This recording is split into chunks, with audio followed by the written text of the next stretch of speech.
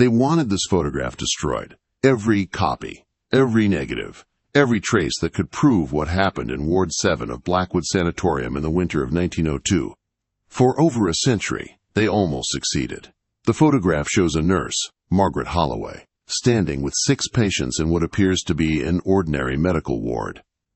5 women in white gowns, one figure whose face the original exposure couldn't quite capture.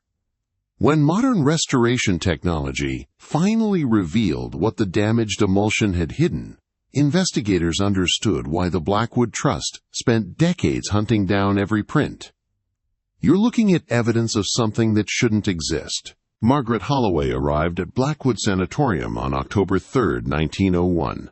23 years old, recently graduated from St. Thomas Hospital in London. Her supervisor's notes describe her as uncommonly dedicated and possessed of remarkable composure in the presence of suffering. She requested assignment to Ward 7 specifically, the tuberculosis ward, where patients came to die, not to heal. But Margaret wasn't interested in healing. Her personal journal, discovered in 2019 during renovation of her childhood home in Whitby, reveals her true purpose. The leather-bound volume, hidden beneath floorboards in what had been her father's study, contained over 300 pages of meticulous notes. Diagrams that hurt to look at directly. Calculations involving celestial mechanics and human physiology. References to texts that officially don't exist. The work continues. She wrote on her first night at Blackwood. Dr. Ashford's theories proved correct. The threshold between states is thinnest, where death already dwells. Ward 7 will serve perfectly. Dr. Cornelius Ashford. That name appears nowhere in official medical records after 1898. The British Medical Association claims no knowledge of his registration. His published papers on thanatogenic resonance and corporeal persistence vanished from every medical library in Europe. But Margaret knew him. She was his last student before his disappearance, before the police found what remained of his other students. The investigation into Dr. Ashford's laboratory in Edinburgh revealed horrors that Inspector James Morrison spent the rest of his life trying to forget. 7 medical students. Each one partially dissected with surgical precision. Each one still breathing despite missing organs essential for life. Each one conscious enough to track Morrison's movements with eyes that reflected something other than human awareness. The official report blamed a gas leak for the deaths. The building was demolished within a week. The ground was salted and consecrated by 3 different religious denominations. But Ashford himself was never found.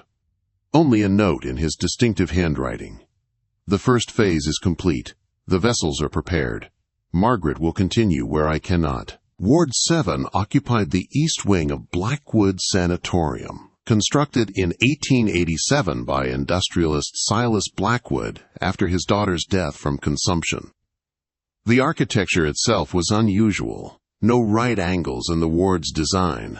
Curved walls that seemed to flow into each other like organic tissue rather than plaster and wood. Windows positioned to capture light at specific times of day, their frames inscribed with symbols that appeared decorative but followed patterns found in pre-Christian medical texts.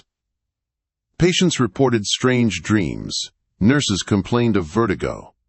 The head physician noted a, quote, persistent electrical sensation in his inspection reports. The ward's construction had required special workers brought from Eastern Europe, men who spoke no English and communicated through an interpreter who disappeared immediately after the project's completion. They worked only at night. They incorporated materials into the walls that weren't listed in any architectural manifest. They sang while they worked, songs in languages that predated any modern tongue. When they finished, they performed a ceremony that the night watchman described as deeply disturbing, before leaving Blackwood and never being seen in England again. Margaret chose her patients carefully. Young women, all between 18 and 25. All in the final stages of tuberculosis. All without close family to ask questions.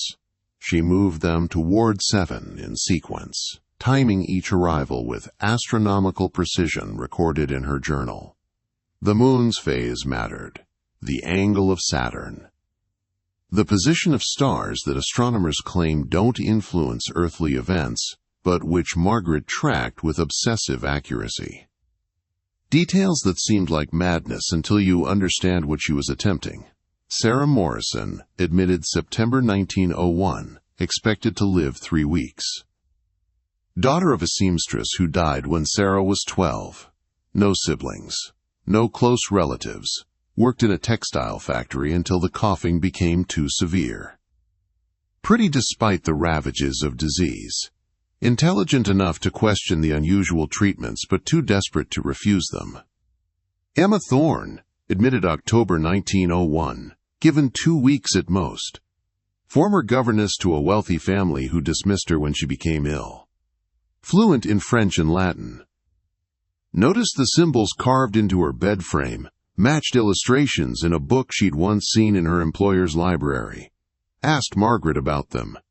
Never received a direct answer. Catherine Price, admitted November 1901, already coughing blood. Artist model who'd posed for several pre-Raphaelite painters before illness. Stole her beauty, still drew when her hands were steady enough. Sketched the view from her window. Her drawings showed figures in the landscape that no one else could see. Margaret collected every sketch carefully.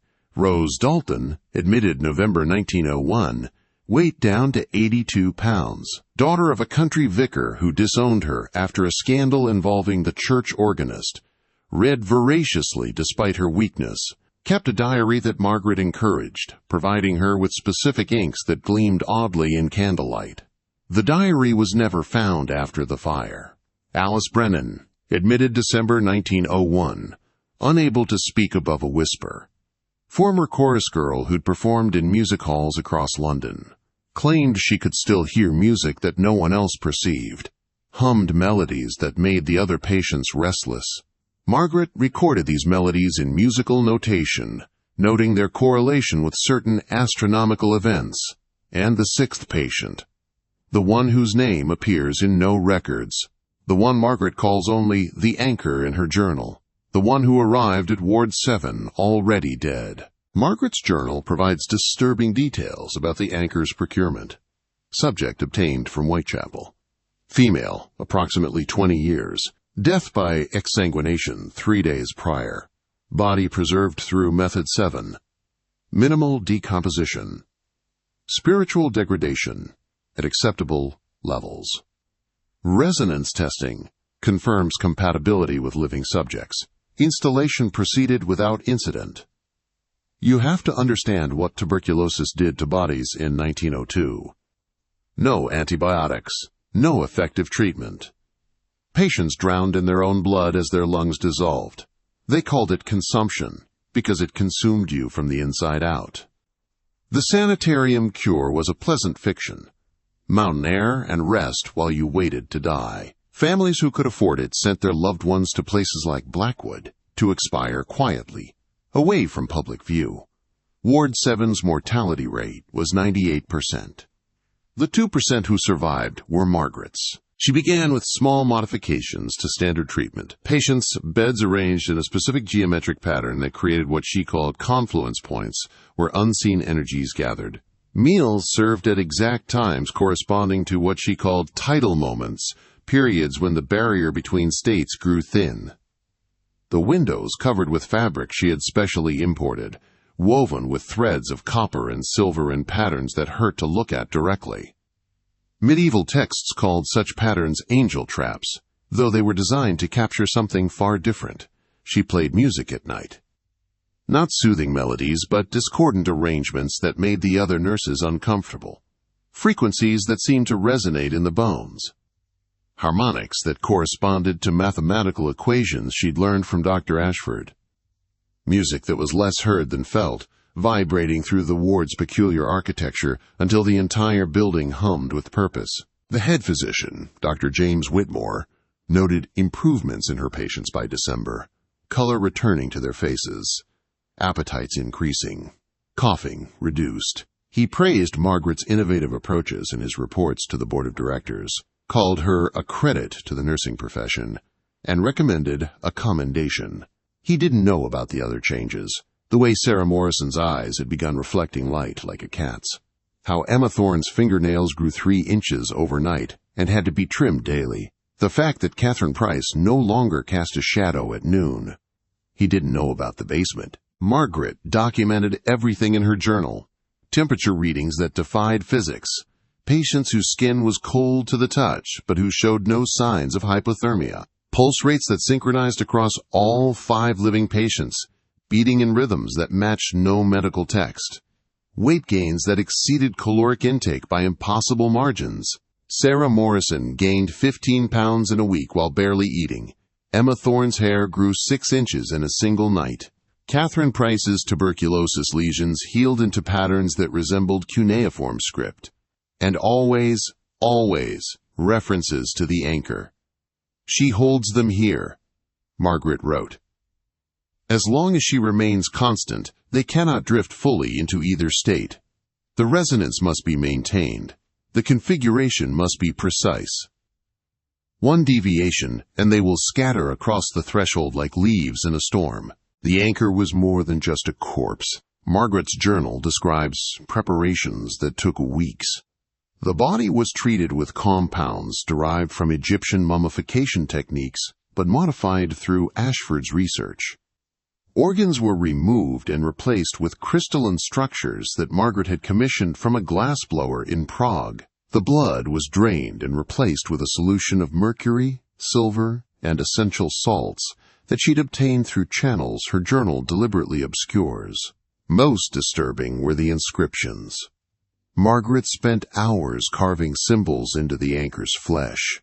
Not random mutilations, but precise patterns that followed anatomical meridians unknown to Western medicine. Each symbol had purpose. Each cut was calculated. The anchor was being transformed from a simple corpse into what Margaret called a threshold engine, a mechanism for holding open doorways that should remain closed. The photograph was taken on December 21, 1902, the winter solstice, the longest night of the year when the boundaries between worlds grow thin. Margaret had arranged it weeks in advance, bringing in photographer Joseph Bellingham from London. She insisted on specific conditions. The exposure must begin at 3:33 p.m. exactly, the moment when the angles of shadow in Ward 7 created what she called a convergence. The plates must be prepared with a silver nitrate solution she provided, mixed with other compounds that made Bellingham's assistant violently ill. The patients must be arranged in a precise formation with Margaret at the center. Bellingham later testified at the inquest that he felt profoundly disturbed during the session. The room temperature dropped 20 degrees, despite the coal braziers burning. Frost formed on the windows in patterns that resembled anatomical diagrams. His assistant fled after claiming to see additional figures in the viewfinder that weren't visible to the naked eye, shapes that moved between the patients like smoke given malevolent form.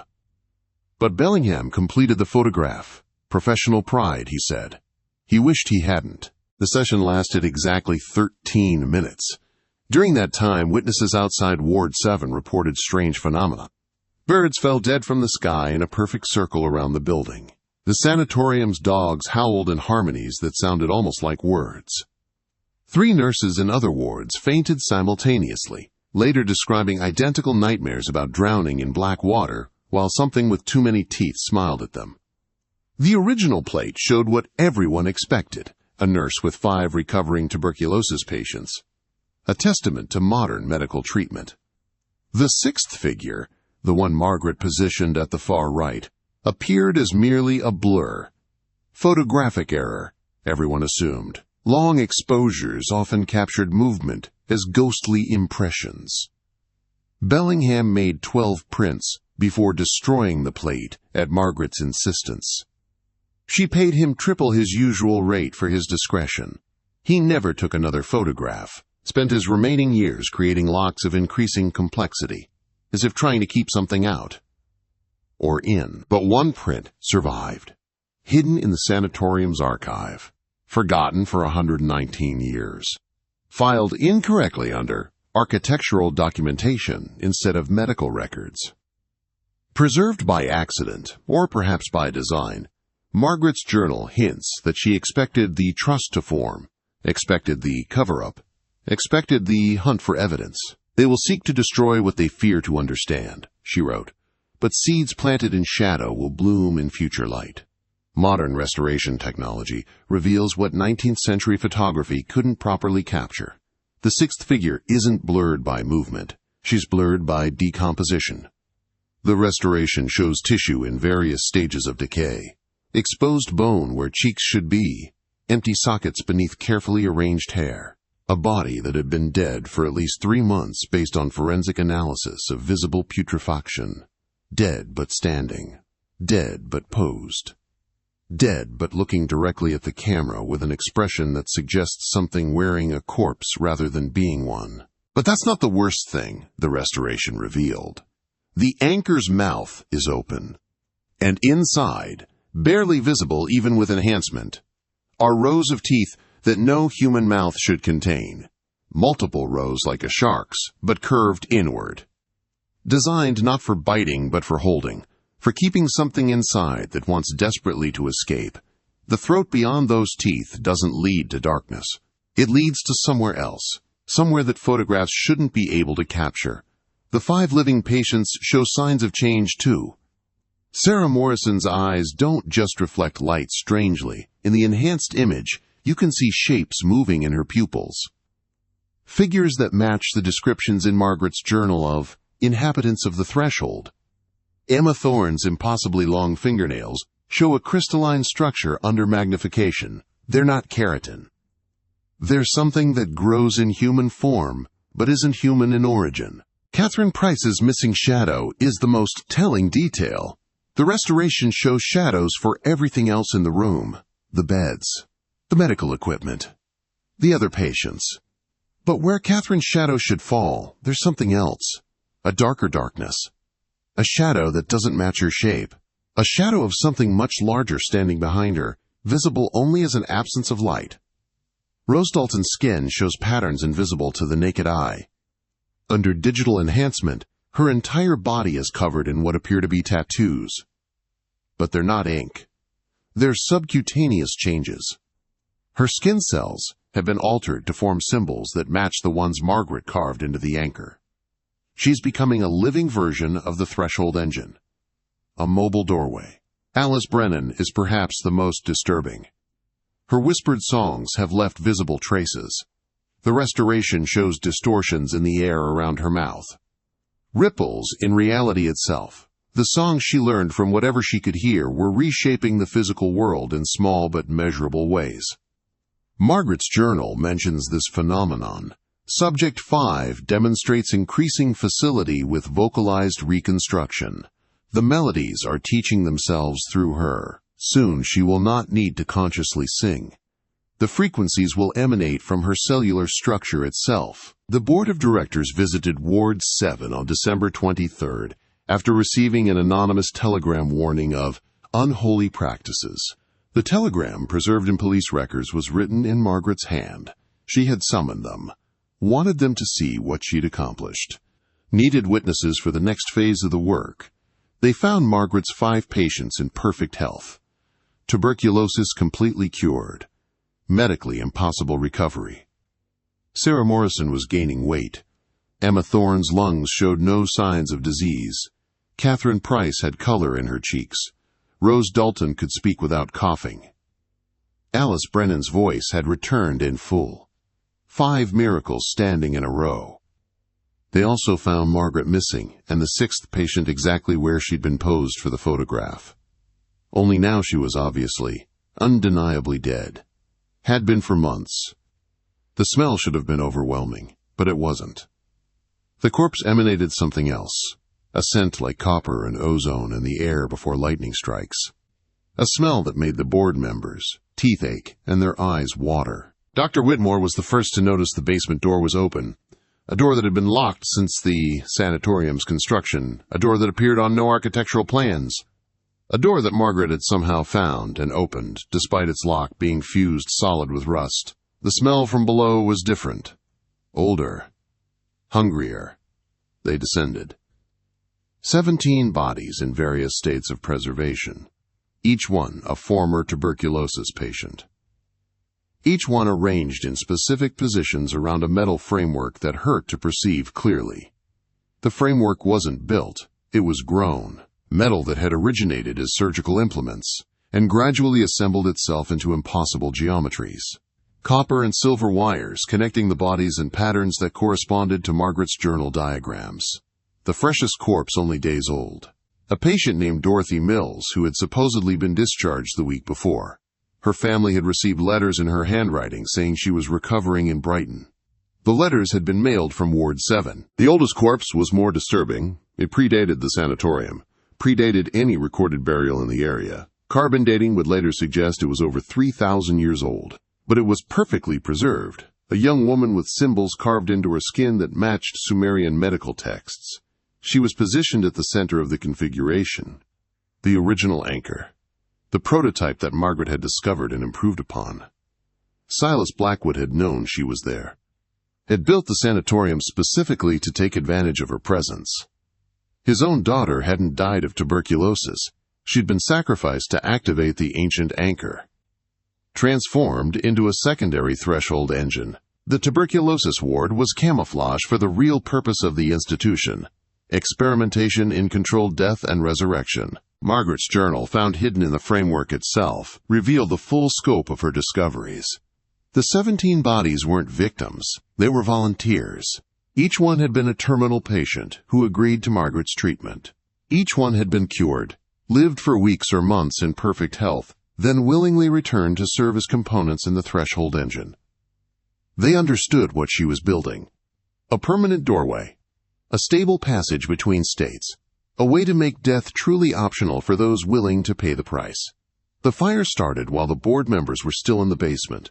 Not accidental, not a gas leak. Margaret had installed incendiary devices throughout Ward 7, timed to activate once her work was discovered. She'd known they would come. Known they would investigate. Known they would try to stop what couldn't be stopped. The fire was her final lesson, destroying the evidence while ensuring the knowledge survived. The official report blamed faulty heating systems, gas leak, tragic loss of life. All 6 patients supposedly died in the fire. The board members barely escaped, though 2 never spoke coherently again, and 1 spent his remaining years drawing the same symbol over and over, a pattern from the metal framework that had burned itself into his memory. Clean ending to a story that threatened everything the medical establishment believed about death and what comes after. Except the 5 patients didn't die. The fire destroyed Ward 7, but not its occupants. They walked out through the flames untouched. The changes Margaret had wrought went deeper than curing tuberculosis. She'd altered them on a fundamental level, made them partially residents of that other state, where fire was just another sensation to be experienced without harm. Sarah Morrison was seen in London 2 years later, working as a nurse at St. Bartholomew's Hospital. Patients in her care showed remarkable recovery rates, also unusual symptoms: changes in body temperature, alterations in blood chemistry. 3 patients reported identical dreams about drowning in silver water, while someone sang to them in languages that predated human speech. She disappeared after a colleague noticed she hadn't aged a day in 2 years. Emma Thorne appeared in newspaper photographs from New York in 1908, teaching at Columbia University Medical College. Her course on alternative therapeutics was popular despite complaints that her lectures induced unwholesome sensations in sensitive students. Several of her pupils went on to establish private clinics specializing in terminal cases, clinics with architecture that avoided right angles, clinics where the mortality rate was either 0 or 100%, with no middle ground. Catherine Price sent letters to her sister from addresses that didn't exist. The letters described cities with geometries that hurt to contemplate, streets that folded back on themselves, buildings that existed in more than 3 dimensions. She claimed to be painting again, creating portraits of the beautiful people she met in these impossible places. Her sister burned the letters after the paintings Catherine sent began to move when no one was looking directly at them. Rose Dalton was arrested in Paris in 1923 for crimes that made no medical sense given her condition. The police report described a woman who could walk through walls, not around them or over them, but through them, leaving her cellular structure temporarily dispersed in the material before reconstituting on the other side. She escaped custody the same way. The prison guards found only a note. "The boundaries you believe in are illusions. Margaret taught us to see past illusions." Alice Brennan. Alice Brennan appeared in photographs throughout the 20th century. Always the same age, always in proximity to tuberculosis wards, cancer centers, hospices, always singing. Her songs were never quite captured by recording equipment, but witnesses described melodies that made them feel as if they were falling asleep and waking up simultaneously. Patients who heard her sing either died peacefully within hours or recovered completely. There was never any middle ground. The Blackwood Trust formed within weeks of the fire. Publicly, a charitable organization dedicated to tuberculosis research. Privately, they had one mission: find and destroy all evidence of Ward 7. Track down anyone who had been treated there. Eliminate any documentation of Margaret's methods. They succeeded in all but one task. They never found Margaret. She sent one letter to Joseph Bellingham 6 months after the fire, posted from India. No return address.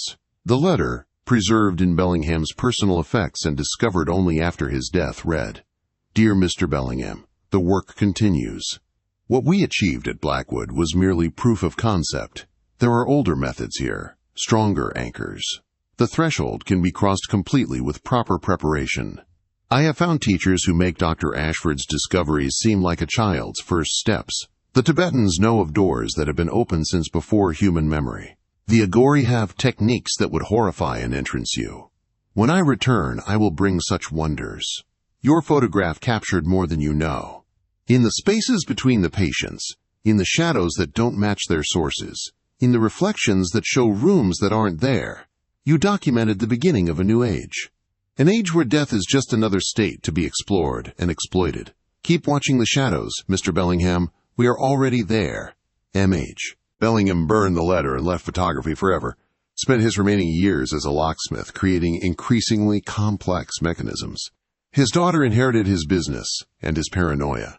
She told her son about Ward 7 on her deathbed in 1952. Her son told his daughter. His daughter uploaded the story to an online forum in 2018, thinking it was just family folklore, until someone matched the details to fire records from Blackwood. Until they found property records showing the sanatorium's unusual architecture. Until they discovered that Silas Blackwood's fortune had come from nowhere, appearing in his accounts shortly after his daughter's death. Until they found the surviving photograph in a deceased collector's estate. Until modern restoration revealed what had been hidden in damaged emulsion for over a century. The Blackwood Trust still exists. Different name now, the Whitmore Medical Foundation. Corporate structure that obscures its true purpose through shell companies and charitable fronts. But they watch for specific signs. Tuberculosis patients who recover too quickly. Medical professionals who request assignments to terminal wards. Photographs that show things that shouldn't be there. Buildings designed with specific geometries. Recovery rates that break statistical models. They've gotten better at containment. At making people disappear quietly. At ensuring stories remain just stories. Dr. Sarah Chen, who published a paper on anomalous cellular regeneration in terminal patients, vanished during a conference in 2019. Her research disappeared from every database. Her colleagues claimed no memory of her work. Dr. Michael Roberts, who discovered patterns in hospital architecture that matched Margaret's diagrams, died in a car accident that left his body burned beyond recognition. His notes were never found, but they made one mistake. They focused on destroying evidence of what Margaret did at Blackwood. They never asked the essential question. Where did Dr. Ashford learn his initial techniques? Who taught him about anchors and thresholds and the specific frequencies that resonate between states? The answer is in his personal papers, the ones the Trust thought they'd destroyed. But copies existed, hidden in plain sight in the correspondence of a Victorian gentleman scholar named Silas Blackwood. The same Silas Blackwood who built the sanatorium after his daughter died. The same Silas Blackwood whose daughter's grave was found empty during cemetery renovation in 1961. The same Silas Blackwood whose architectural plans for the sanatorium included rooms that were never officially built. The letters reveal a correspondence spanning decades. Blackwood and Ashford had been members of the same occult society, the Order of the Silvered Veil. The order traced its origins to medieval plague doctors who noticed that some victims didn't quite die. They lingered between states. The order studied these cases, developed techniques for inducing and controlling the condition, created a network of practitioners across Europe. But the order's knowledge went back further. Their archives contained translations of Egyptian papyri describing houses of controlled death, Sumerian tablets detailing the construction of threshold chambers, Greek texts about the sweet spot between Hades and Olympus, Chinese manuscripts on the, quote, cultivation of eternal twilight. The order had collected thousands of years of knowledge about the permeable boundary between life and death. Blackwood built the sanatorium as a modern threshold chamber. His daughter's death was carefully orchestrated. She wasn't a victim, but a willing participant who understood she would become the foundation for her father's great work. The tuberculosis ward was perfect cover. A place where death was expected, where bodies could disappear without question, where experiments could be conducted on the desperately ill who would try anything for a cure. Margaret Holloway wasn't the first to use Ward 7 for the work. She was simply the first to be caught. The sanatorium's records, those that survived the fire, show a pattern. Every few years, a new nurse or doctor would achieve remarkable results with terminal patients. Then, they would disappear. Their patients would either die in statistically improbable clusters or vanish entirely. The pattern repeated for 15 years before Margaret arrived. She was different because she documented everything, because she understood the science behind the rituals, because she had been trained by Ashford, who had synthesized centuries of occult knowledge into medical procedures, because she was ambitious enough to attempt what others had only theorized, creating not just individual transformations, but a permanent infrastructure for crossing between states.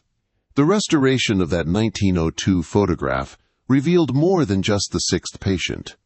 In the background, barely visible in the original, digital enhancement shows additional figures, shapes in the walls, faces in the woodwork, patterns that become clearer the longer you examine them.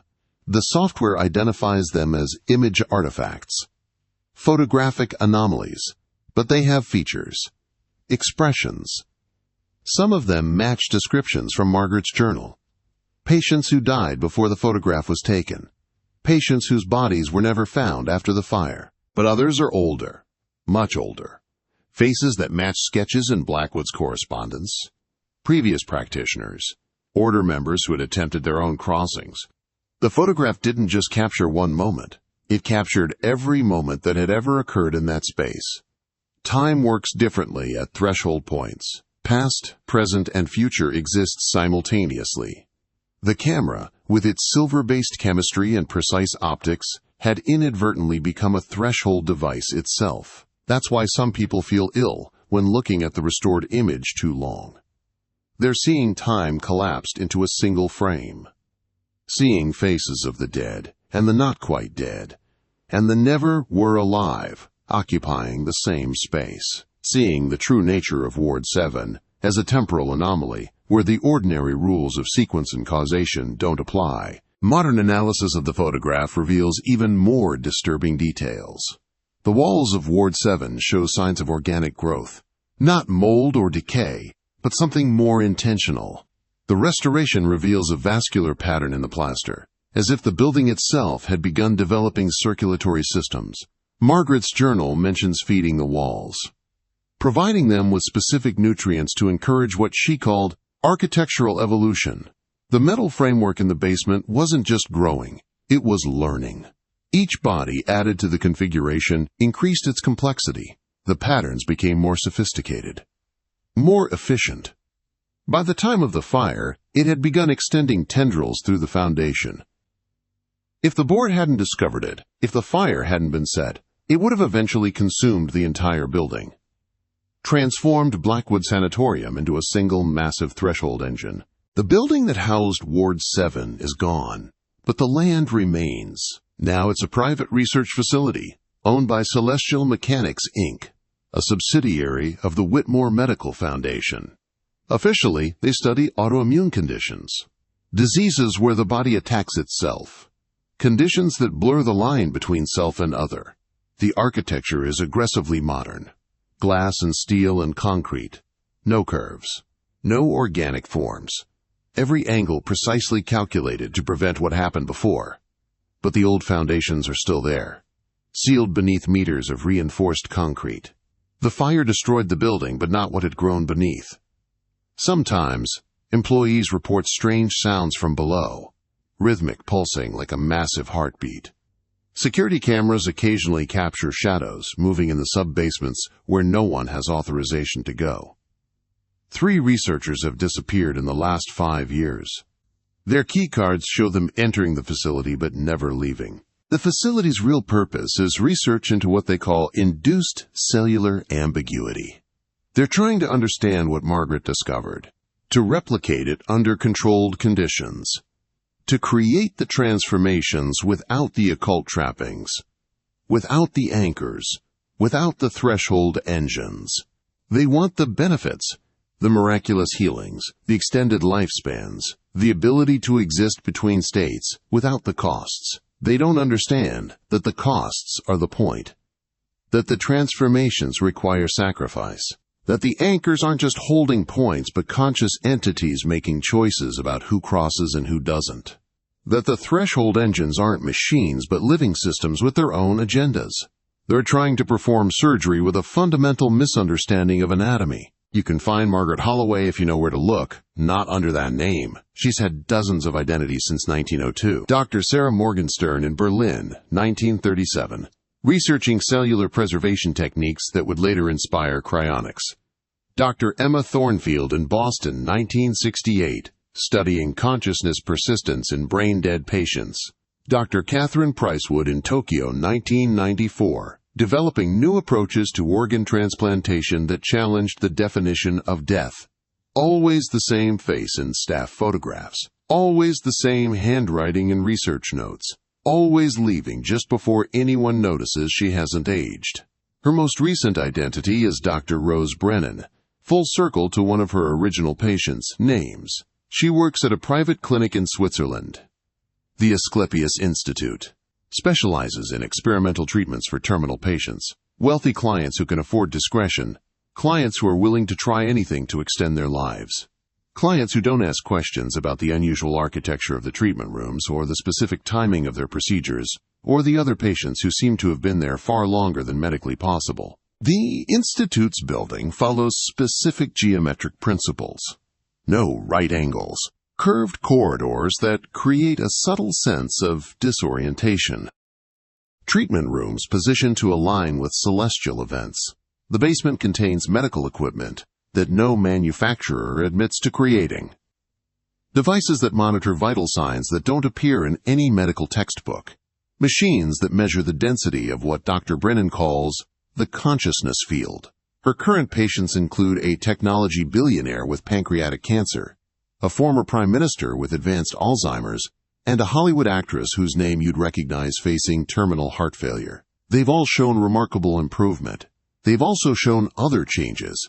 The billionaire's body temperature has dropped 5 degrees without affecting his functioning. The prime minister's memories aren't just returning. She's remembering things that haven't happened yet. The actress no longer appears in mirrors from certain angles. The work continues. Refined by a century of practice. Supported by technology Dr. Ashford could never have imagined. The anchors are stronger now. Synthetic constructs that don't require human corpses. Quantum field generators that create threshold states without architectural modifications. AI systems that calculate optimal transformation parameters for each patient. What required 17 corpses in 1902 can be achieved with 3 volunteers and equipment that looks like an MRI machine but measures something entirely different. But the basic principle remains unchanged. Death is not a wall, it's a membrane. With the right pressure applied at the right points, it becomes permeable. Things can cross over. Things can be held between states. Things can wear human shapes while being nothing human at all. The photograph from Ward 7 is circulating again. Digital copies spreading faster than any trust or corporation can contain them, each restoration revealing new details. New faces in the background. New patterns in the architecture. New evidence of what really happened in that sanatorium and what's still happening in facilities around the world. People are beginning to notice the connections. The repeated names across decades. The architectural similarities in medical facilities. The fact that certain diseases cluster around these locations. The way some patients enter terminally ill and leave changed in ways that go beyond healing. Online forums dedicated to medical anomalies share stories, compare photographs, track patterns. They call themselves threshold watchers and maintain databases of suspicious recoveries and disappearances. Dr. Elena Vasquez, an epidemiologist in Mexico City, noticed that 5 private clinics in her region showed identical anomalies. Terminal patients with miraculous recoveries, architecture that followed specific patterns, staff members who appeared in photographs across impossible time spans. She tried to publish her findings. Her paper was rejected by every journal. Her university quietly terminated her position. She now works as a general practitioner in a small town where she continues her research privately.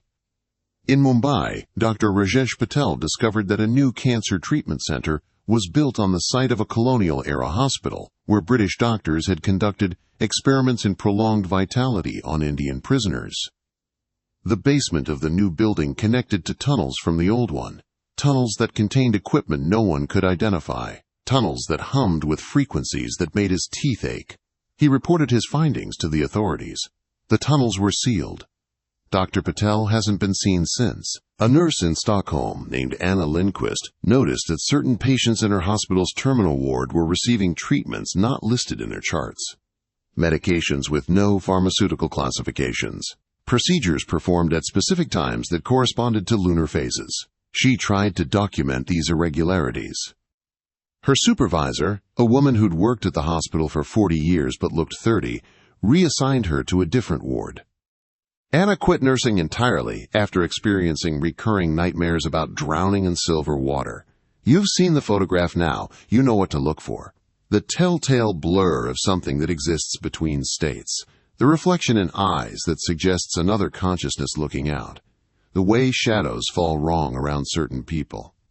The background figures that become clearer the more you enhance the image. The patterns that make your eyes water if you stare too long. But knowing creates vulnerability. Awareness opens doors. The more you understand about the threshold states, the more accessible they become to you, and the more accessible you become to them. There are things that exist in those spaces between life and death, things that Margaret's work attracted, things that use the transformed as windows into our world. The 5 patients from Ward 7 didn't just recover, they became conduits. Each one a living threshold through which influences from that other state could flow into our reality. Sarah Morrison's nursing career spread more than healing. Her patients didn't just recover, they changed, developed new capabilities, new sensitivities. Some could perceive the architectural wrongness in certain buildings. Others heard the frequencies that Margaret had used. A few began experiencing time non-linearly, remembering events moments before they occurred. Emma Thorne's students at Columbia didn't just learn alternative therapeutics. They learned to perceive the membrane between states, to see where it was thin, to identify potential anchors among their patients. Her coursework included exercises in, quote, consciousness projection, that the university claimed were visualization techniques. But 3 students successfully projected into the threshold state itself. 2 returned changed. 1 never returned at all, though something wearing her appearance attended classes for another week before disappearing. The technique spread through medical communities like a virus, not openly taught, but passed through hints and implications. Doctors who studied under Thorne's students noticed patterns, Nurses who worked with Morrison's protégés learned to recognize the signs. The knowledge fragmented and dispersed, but never disappeared. Hidden in legitimate medical procedures, encoded in architectural choices, preserved in timing protocols that seemed arbitrary but weren't. By the 1950s, there were dozens of facilities incorporating Margaret's discoveries, never explicitly, always disguised as conventional medicine. A cancer ward in Chicago, where patients were arranged in specific geometric patterns for efficient care delivery. A psychiatric hospital in Vienna, where treatments were timed to stellar configurations, quote, based on circadian rhythm research. A tuberculosis sanatorium in Japan, where the building itself followed curves that promoted air circulation, but actually created resonance fields. The Whitmore Medical Foundation tracked them all, tried to shut them down, sometimes succeeded. The Chicago ward was closed after a gas leak killed 12 patients, who were later found to have impossible cellular modifications. The Vienna hospital burned in a fire that started simultaneously in 7 different locations. The Japanese sanatorium was demolished after an earthquake that seismologists insisted was impossible given the area's geology. But for every facility they destroyed, 2 more appeared.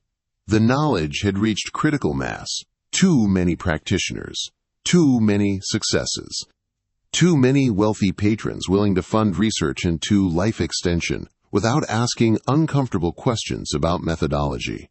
The foundation shifted strategy. If they couldn't stop the work, they would control it, guide it, ensure it remained hidden while studying it themselves. Project Lazarus began in 1963. Officially a research initiative into cellular regeneration. Unofficially an attempt to understand and replicate Margaret's achievements using modern technology. The project files, leaked in 2009 by a conscience-stricken researcher, revealed decades of experiments. Induced threshold states using electromagnetic fields. Synthetic anchors created from stem cells and exotic matter. Architectural designs calculated by early computers to optimize dimensional permeability. The results were mixed. They achieved temporary transformations. Patients who existed between states for hours or days before snapping back to baseline reality. Some survived the experience. Many didn't. Those who did reported consistent experiences.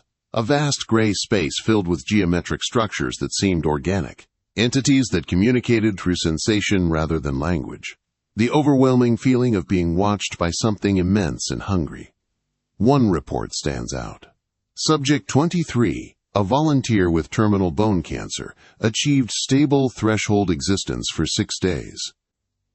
Her account, recorded before her disappearance, describes meeting others in that space, people who'd been there since the early experiments, who'd learned to navigate the geometries, who'd adapted to the attention of the watchers. She claimed to have met Margaret Holloway herself, looking exactly as she did in 1902, teaching new arrivals how to maintain cohesion in a space where identity was negotiable. She said the physical world is just one frequency. Subject 23 reported, death is another. But there are infinite frequencies between them, infinite states of existence. The work isn't about cheating death. It's about expanding the spectrum of what human consciousness can experience. She said the anchors aren't holding us to life. They're holding us open to possibility. Subject 23 vanished from a locked observation room. Security cameras showed her becoming increasingly translucent over several hours before disappearing entirely. Audio equipment continued recording her voice for another 3 days, describing vistas that no human language was designed to convey. Then, silence. The room still tested positive for exotic particles. Still registered temperature fluctuations that followed no known pattern. Still occasionally produced sounds that resembled breathing, but originated from no physical source. Project Lazarus was officially terminated in 1987 after the entire research team began showing signs of threshold contamination. Shared dreams about the gray space, synchronous biological rhythms, the ability to perceive each other's thoughts. The final straw came when Dr. Marcus Webb, the project director, arrived at work partially dispersed. His colleagues could see through him to the wall behind. He insisted he felt fine, better than ever, but his mass had decreased by 30%. He was placed in containment. Within a week, his entire team had begun showing similar symptoms. The Foundation's solution was typical. The facility was quarantined. The researchers were relocated to a secure location for treatment. The official story involved a chemical leak. The unofficial truth was that prolonged exposure to threshold states was contagious, not through any biological vector, but through consciousness itself. Knowing too much. Seeing too deeply. Understanding too completely what Margaret had discovered. But the research continued. Had to continue. Because Margaret's students weren't just practicing medicine. They were building something. Each transformed patient. Each successful threshold crossing. Each anchor established. All part of a larger pattern that only became visible when mapped across decades and continents. Dr. Sarah Chen hadn't disappeared in 2019. She'd been recruited. Her paper on anomalous cellular regeneration had attracted the wrong kind of attention. Or the right kind, depending on perspective. She now works at a facility that doesn't officially exist. Located on an island that appears on no maps. Funded by people whose names are protected by layers of shell companies and diplomatic immunity. The facility represents the current state of the work. Clean rooms filled with equipment that looks medical but measures phenomena medicine doesn't acknowledge. Treatment chambers designed using principles derived from Margaret's journal but refined through quantum mathematics. Patients who volunteer for procedures knowing they might not return in any recognizable form. Dr. Chen's recent breakthrough involves what she calls consciousness scaffolding. Using synthetic materials that exist partially in threshold states to create frameworks that maintain identity during transformation. No longer dependent on corpse anchors or living volunteers, the scaffolds can hold a human consciousness stable while the body transitions between states, can allow controlled exploration of the gray space, can even permit temporary assumption of forms that no evolution ever produced. Her test subjects report experiences that would have been called mystical in earlier eras, communication with intelligences that predate human civilization, access to information encoded in the structure of reality itself, the ability to perceive time as a navigable dimension rather than a linear progression, vision that extends beyond the electromagnetic spectrum into frequencies where thought and matter intersect. They also report the Watchers, always the Watchers, entities that exist purely in threshold states, that notice when humans enter their domain, that sometimes follow them back.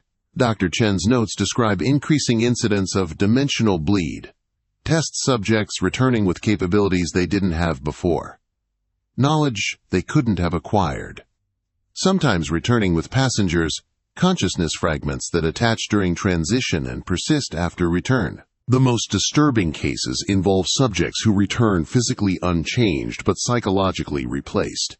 They possess all the original person's memories, can perfectly mimic their behavior, pass every psychological test. But deep brain scans reveal activity patterns that match no human baseline. When asked directly, they claim to still be themselves. But their eyes reflect too much light. Their shadows fall at wrong angles. And sometimes, in unguarded moments, they speak in languages that predate human speech about concepts human minds weren't designed to contain. The photograph from Ward 7 was just the beginning, evidence of first contact between human medical science and something far older, something that had always existed in the spaces between life and death. Something that had been waiting for humans to develop sufficient technology to perceive it, to interact with it, to invite it in. Margaret Holloway understood this. Her journal's final entries, written after her departure from Blackwood but before her letter to Bellingham, describe revelations that came during her own threshold crossings. "We thought we were discovering new techniques," she wrote, "but we were being discovered. The Watchers have always been there, waiting for us to build the doors they couldn't open from their side. Every anchor we create, every threshold we cross, every transformation we achieve, all of it serves their purposes as much as ours. She spent the rest of her extended existence trying to understand those purposes, following trails of knowledge across continents, studying with practitioners whose traditions predated written history, learning that human civilization had encountered the threshold states before, had built entire cultures around managing the relationship between the living and the not quite dead, had developed techniques for beneficial exchange with the Watchers, but also learning about the failures, civilizations that had opened too many doors, that had transformed too many citizens, that had attracted too much attention from things that existed in the gray spaces. The Mayans, sudden disappearance, the abandonment of Angkor Wat, the fall of cultures that left behind only mysterious ruins and architectural patterns that hurt to perceive. All of them had discovered what Margaret discovered. All of them had pushed too far. Modern practitioners believe they're different. That technology provides control the ancients lacked. That understanding the science behind the phenomena allows safe exploitation. Dr. Chen's scaffolding, the Foundation's containment protocols, the careful calculations of threshold exposure, all designed to reap benefits while avoiding consequences. They're wrong. The patterns are already emerging. Clusters of spontaneous threshold events in major cities, people with no knowledge of the work, experiencing temporary transitions, children born with ability to perceive the gray space, architecture spontaneously developing the curved geometries that facilitate crossing. The membrane between states isn't just being punctured, it's being worn thin through repeated use. In London, the Thames occasionally reflects buildings that don't exist. Tourists assume it's pollution-caused optical illusions, but the reflected buildings match structures from Margaret's letters. Architecture from the places she visited during her transformations, as if the river itself has become a threshold, a viewing port into the spaces between. Tokyo's suicide forest has developed new properties. Bodies found there show signs of partial transformation, as if the act of dying in that location automatically initiates threshold crossing. Park rangers report voices calling from empty spaces, footprints that appear and disappear, trees growing in patterns that match the geometries from Ward 7's basement. The forest is becoming a natural threshold engine. New York's subway system experiences regular signal problems that aren't signal problems. Trains arriving at platforms that shouldn't exist. Passengers embarking at one station and disembarking decades in the past or future. Transit workers trained to ignore the inconsistencies. To clean graffiti that writes itself. To not investigate sounds from tunnels that were supposedly sealed in the 1940s, but sometimes echo with modern voices. The contamination is spreading, not just through practitioners and their experiments, but through the simple accumulation of threshold events. Each crossing weakens the membrane.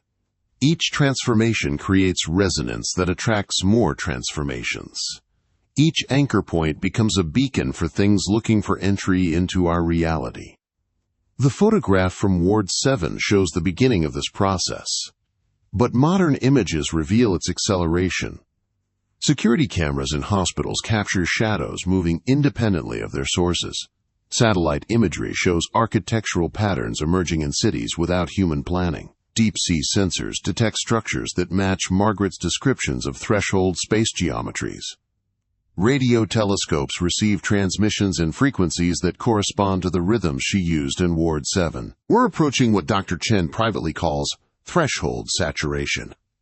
The point where the membrane between states becomes so compromised that crossing no longer requires technology or technique. Where the gray space bleeds into normal reality. Where the Watchers no longer need invitation to enter. Where the distinction between life and death becomes academic rather than practical.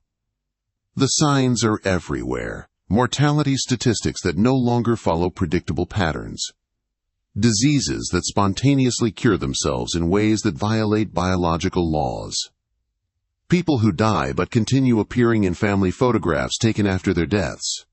Children who remember being other people in places that don't exist. Animals behaving as if they can perceive things humans cannot. Weather patterns that follow the geometries from Margaret's journal. The Whitmore Medical Foundation has shifted from containment to acceleration. If threshold saturation is inevitable, they reason, better to control its arrival. Better to be among the transformed than the left behind. Their facilities now openly practice Margaret's techniques. Their researchers no longer hide their extended lifespans. Their board of directors includes people who've existed in threshold states for decades. But even they don't understand the full implications. The Watchers haven't been passive observers. They've been learning, studying human consciousness, understanding our fears and desires, preparing for the moment when the membrane dissolves entirely, when the gray space and physical reality become indistinguishable, when humanity transforms en masse into something the word human was never meant to describe. Margaret Holloway knew this would happen. Her final journal entry, written in a script that hurts to read and found in the walls of a building that shouldn't exist, contains a single line. We open the door. They're teaching us to become it. The photograph from Ward 7 isn't just historical evidence. It's a prophecy. 6 patients and 1 nurse arranged in a pattern that creates specific resonance. A pattern being replicated in architecture around the world. In population distributions. In the synchronized behaviors of those who've undergone transformation.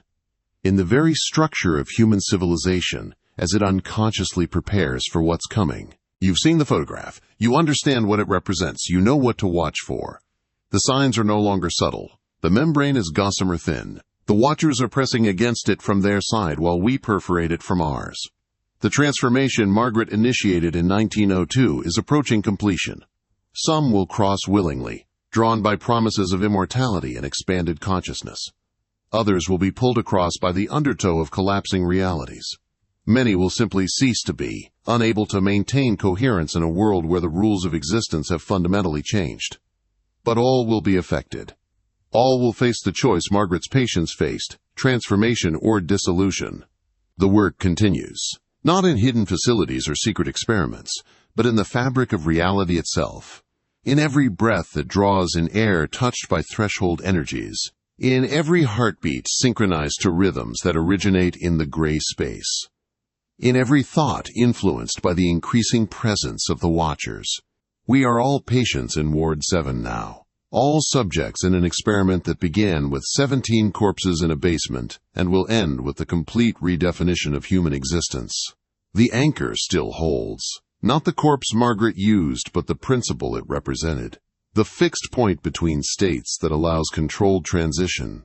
Except now the anchor isn't an individual body. It's the collective weight of human civilization, the accumulated mass of all who've crossed and all who will cross, the gravitational pull of an entire species hovering between life and what comes after. When threshold saturation arrives, and the mathematics suggest it will be soon, the photograph from Ward 7 will be recognized as the most important image ever captured. The moment when humanity began its metamorphosis. When Margaret Holloway and her patients demonstrated that death was not an ending but a doorway. When the Watchers first noticed, we were ready to join them in the spaces between. You can feel it approaching. The sensation like falling asleep while remaining awake. The perception of movement in peripheral vision. The awareness that someone is standing behind you even in empty rooms. The dreams that feel more real than waking. The certainty that you've lived before and will live again in forms that have nothing to do with flesh and bone. These are symptoms of proximity to threshold saturation, of reality preparing to shift states, of consciousness adapting to new modes of existence. Margaret's patients experience them in Ward 7. Millions experience them now. Soon, billions will understand what the photograph was trying to tell us. That we were never meant to remain purely physical. That death was always intended as a transition rather than termination. That the Watchers have been waiting patiently for us to discover what they've always known. That the gray space between life and death is where consciousness truly flourishes, where limitations dissolve, where humanity will either evolve or end. The photograph shows 6 patients and 1 nurse. But count the shadows, count the reflections. Count the spaces where light bends wrong. The true number is much higher. Ward 7 was crowded with successful transformations, with consciousness that had learned to exist without flesh, with the future of human evolution waiting to be born. Now that future has arrived, spreading from person to person, building to building, city to city. A transformation that began with tuberculosis patients in 1902 and will end with the entire species crossing the threshold Margaret discovered. The work is nearly complete. The doors are almost fully open. The watchers are prepared to receive us. All that remains is the final crossing, the moment when threshold saturation reaches critical mass, when the membrane between states dissolves entirely, when everyone simultaneously experiences what Margaret's patients discovered, that death is an illusion, life is a frequency, and consciousness is capable of experiences that no human language can convey. The photograph from Ward 7 captured that first moment of discovery. When modern restoration revealed its secrets, it began the final phase. Each person who sees the restored image, who understands what the sixth patient represents, who recognizes the patterns in the architecture, who feels the wrongness in the shadows, each viewer becomes part of the work. Another point of weakness in the membrane, another invitation to the watchers, another step toward threshold saturation. You've seen it now. The process is irreversible. The knowledge has taken root. You'll notice the patterns everywhere. Feel the thinness of reality. Sense the presence of the watchers. Dream of gray spaces filled with impossible geometries, and eventually, inevitably, you'll cross the threshold yourself, whether by choice or circumstance, whether through medical intervention or spontaneous transition, whether alone or as part of humanity's collective transformation. The crossing is coming. Has been coming since Margaret Holloway arranged 6 patients for a photograph that would capture more than anyone imagined. Welcome to Ward 7. We've all been patients here longer than we knew. The treatment is almost complete. The transformation is nearly finished. And somewhere, in a space between frequencies, Margaret Holloway is waiting to greet us when we finally cross over. The photograph was just the beginning. What comes next will redefine existence itself. Watch the shadows, listen to the frequencies, feel the membrane growing thin. The work continues, and you're part of it now.